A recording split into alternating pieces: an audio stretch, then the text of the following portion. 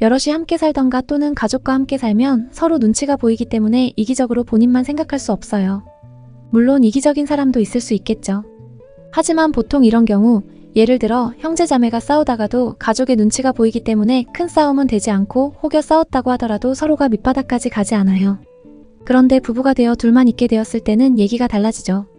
서로 토닥거리다 자존심 부리고 기싸움하고 꼬투리 잡고 그게 번져서 큰 싸움까지 된다면 이를 중재할 사람이 없어서 갈등은 걷잡을 수 없이 커지고 서로가 밑바닥까지 보게 될 수 있습니다. 물론 큰 싸움이 되지 않도록 서로 배려하고 상대방의 입장에서 이해하려 노력하는 게 최선이겠지만요. 만일 인격적으로 부족한데 서로 의견이 다를 경우 해결 방식까지 미숙하다면 같이 산다는 것 자체가 고통이지 않을까요? 영자와 같은 성격, 자존심을 굽혀야 할 때 굽히지 않고 또는 굽힌 척하고 다시 본성 나오는 성격은 유쾌함이란 포장지로 잘 포장해서 어쩐지 그 내면이 잘 보이지 않아요. 광수는 영자의 유쾌함을 긍정적으로 받아들여서 3개월 만에 결혼까지 간 것 같은데요. 영자의 깊은 내면까지 살펴볼 시간이 있었을지 의문입니다. 솔로나라에서 영자는 광수를 얻기 위해 광수의 비위를 어느 정도 맞춰줬는데요. 영자는 광수가 공부만 한 순박한 사람이란 걸 알고 있었는데 예민한 면도 있는 사람이란 걸 지난번 사건으로 알게 됐죠. 일단 광수를 만만하게 보고 광수가 영숙의 뒷담화 한 것을 영숙에게 바로 전달했잖아요. 그리고 그걸 영숙이 광수에게 전달하고 광수가 영자에게 영숙이한테 말했냐며 추궁했죠.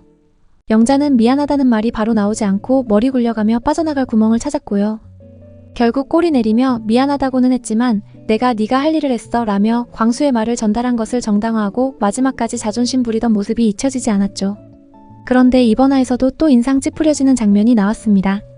슈퍼데이트권을 따기 위해서 그림의 주인공을 맞춰야 되는데 그림의 주인공은 정숙이었어요. 그림은 정숙의 실물보다 못했고 정숙의 목주름까지 부각됐죠. 정숙이 자신의 그림을 보고 기분이 좋지 않을 것 같았어요. 모두가 그런 걸 느꼈고 아무도 그림 속 정숙의 외모를 지적하지 않았는데 영자가 굳이 정숙의 목주름을 가리키며 언니 목주름도 재현했다면서 정숙을 당황하게 만들었어요. 영자의 얘기를 듣고 정숙은 정의를 안으며 고개를 숙입니다. 자신의 외모는 생각하지 않고 남의 단점을 콕 집어서 정숙의 마음에 생채기를 나게 했죠. 자신이 가진 큰 목소리와 함께 유쾌한 척 아무렇지도 않은 척 큰 웃음을 말미에 덧붙여서 포장지를 만들었어요. 그런데 정숙이 영자의 말을 천천히 곱씹어보면 상당히 기분 나쁠 거예요. 저도 그 그림을 보면서 굳이 정숙의 목주름까지 표현을 했어야 했나. 그림 그리는 분들도 좀 배려가 없는 것 같네. 뭐 정숙의 특징이라면 특징일 수도 있지만 조금 더 예쁘게 그릴 수는 없었나 하는 아쉬움이 있었거든요. 누구나 알고 있는 정숙의 특징인 어쩌면 정숙의 콤플렉스였을 수도 있을 거라 생각되는 그 목주름을 예쁜 사람도 아닌 평범한 여자, 특히 이 사람도 외모 콤플렉스가 있겠다라고 생각되어지는 여자인 영자가 목주름을 언급한 거죠. 목주름 언급 전에는 인상까지 쓰며 꿈에 나올 것 같다고도 했어요. 여기서 정숙이 기분 나빠하면 속 좁은 사람 되고 이상한 사람이 되는 겁니다.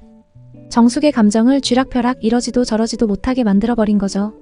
왜 남의 외모를 가지고 그런 식으로 웃음거리를 만드는지 이해가 안 가지만 추측을 해본다면 혹시 영자는 어릴 적이나 학창시절 또는 사회생활을 할 때 외모로 심하게 상처받은 기억이 있었던 게 아닐까요? 자신이 받았던 상처를 똑같이 다른 사람에게 전가하는 느낌이 드는 건 저뿐일까요? 내가 받았던 상처를 똑같이 다른 사람에게 넘겨주어야 나의 자존감이 충족되는 것, 즉 다른 사람의 외모를 내려쳐야지 내 자존감이 올라가는 정정당당한 플레이가 아닌 반칙과 같은 거죠. 영자에겐 수학 공식과도 같은 것. 마치 굳은 살처럼 굳어져 버린 그것. 그 이유를 원초적인 부분에서 찾을 수 있을 것 같은데요. 영자가 자신의 외모에 자신감이 있다고 자존감도 높다고 세상에 아무리 외쳐도 남들은 알아주지 않았을 거예요. 정정당당한 전공법이 통하지 않았던 거죠. 그렇기 때문에 반칙을 써야지 내 자존감이 올라갔고 이 세상을 살아갈 수 있는 힘이 생겼던 겁니다. 다른 사람을 내려치는 과정을 통해서 얻을 수 있는 자존감. 그런데 그건 가짜 자존감이라서 일시적일 뿐 깨진 독에든 물처럼 자꾸 빠져나가요. 그 순간에만 충족될 뿐이라서 또 반칙을 해야만 하는 거죠.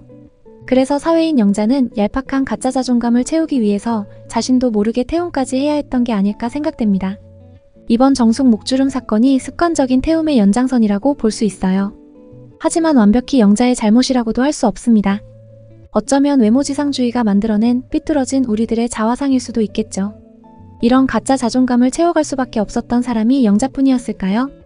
태움으로 인해 잘못된 선택까지 하는 사람들을 뉴스에서도 볼 수 있었죠.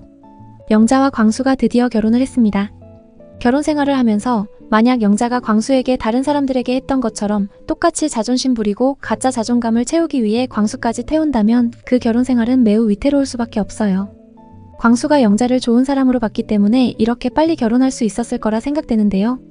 광수가 영자의 진짜 내면을 알게 된다면 어떤 마음이 생길까요? 측은한 마음이 들까요? 아니면 영자에게 큰 실망을 하게 될까요? 저는 광수도 그렇게 넉넉한 마음을 가진 사람은 아니라고 생각되거든요.